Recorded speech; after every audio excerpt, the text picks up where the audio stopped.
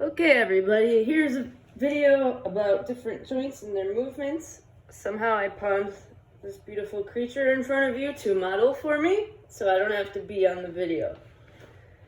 So the first one that we're going to go over is circumduction. Grab your pot.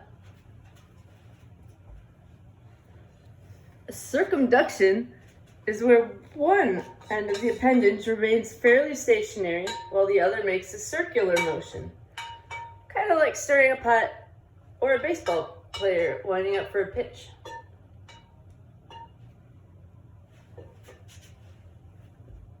Next up is rotation. This is where Joe gets to act like a little dancing person.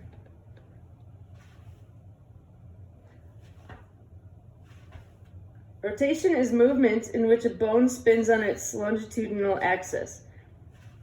Medial is when you're going in, kind of like your palm on your abdomen, and lateral is your out position.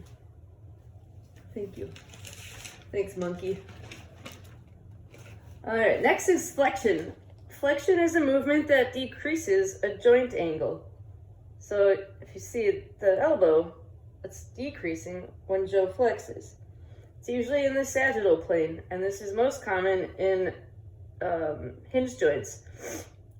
And it's at most diarthrosis or synovial joints. Flexion, on the other hand, is a movement that straightens a joint and returns the body part basically to its zero position.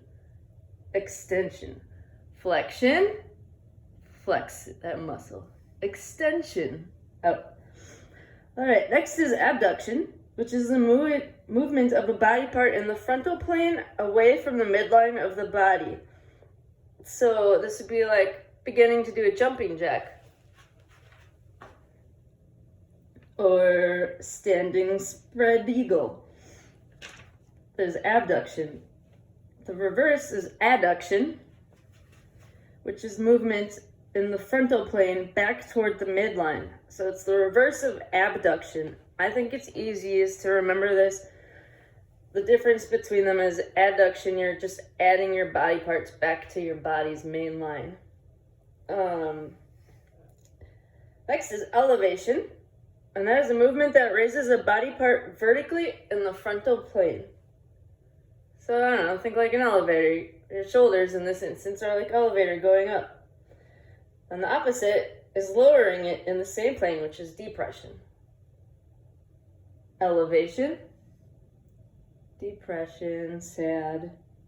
Next is protraction, which is an anterior movement of a body part in the transverse or horizontal plane. An example of this would be reaching out to push open a door, and then when you come back to the zero position, or you stand at military attention, you can go to the side.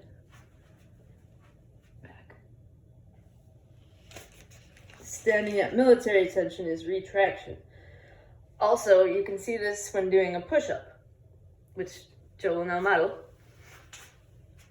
Right now we're protraction, and then when you go down, retraction. Protraction, retraction. Protraction, retraction. Protraction, okay. Right. Next is supination. The book actually, I think, describes it the easiest way to remember the difference between supination and pronation is. So supination is basically just in your forearm, and it's a movement of the palm to face anteriorly or upwards. So the radius is parallel to the ulna. So think of supination as the way that your forearm is held when you're holding a soup bowl.